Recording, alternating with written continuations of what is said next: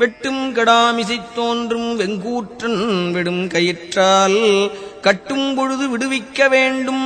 கராசலங்கள் எட்டும் குலகிரி எட்டும் விட்டோட எட்டாத வெளிமட்டும் புதைய விரிக்கும் கலாப மயூரத்தனே. ஸ்ரீ அருணகிரிநாதர் அருளிய கந்தர் அலங்காரம் பாடல் 65. தலைப்பு வெட்டும் கடா.